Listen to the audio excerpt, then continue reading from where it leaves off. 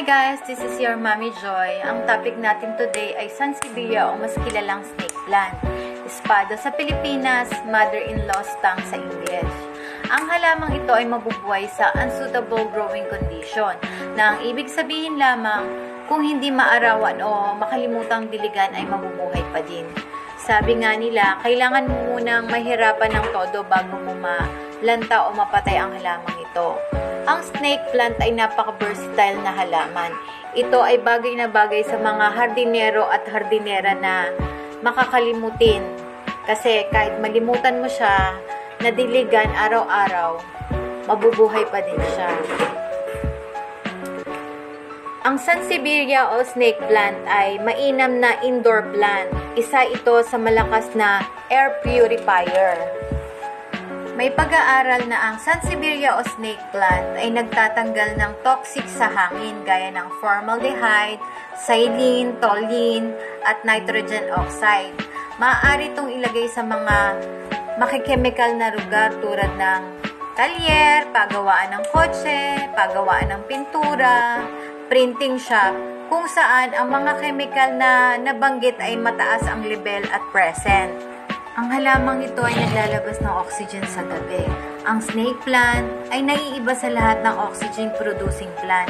Ito ay nagko-convert ng napakaraming carbon dioxide para gawing oxygen hanggang gabi. Alam nyo ba na dapat na meron tayong snake plant o Sansevieria sa bahay? Ito ang dahilan kung bakit dapat meron tayo. Hindi maayos na ventilasyon, chemical sa carpet, upholstery, copy machines, pesticide, cleaning agent, pollution sa hangin na galing sa labas, bacteria, molds, at pati na din yung mga virus sa hangin ay kayang puksain ng snake plant.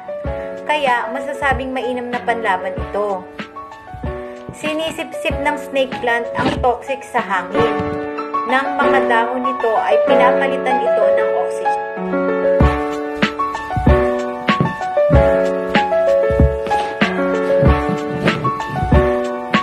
Paano ba ito alagaan?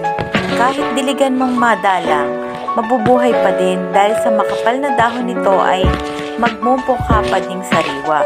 Kahit hindi maalagaan ng maayos, napakadali lang alagaan ang mahalamang ito. Kaya naman naging popular na halaman sa bahay dahil naglilinis ito ng hangin.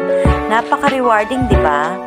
Kung gusto mo ng halamang matatag na pwedeng ipwesto kahit saan, hindi kumakain ng espasyo, madalang diligan, magandang starter plant ito para sa bahay.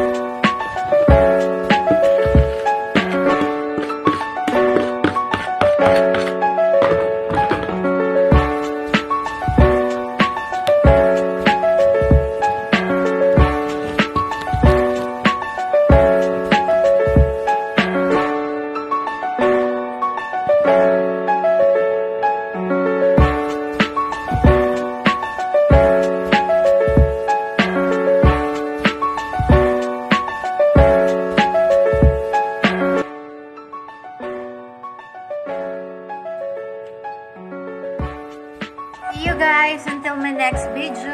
Bye!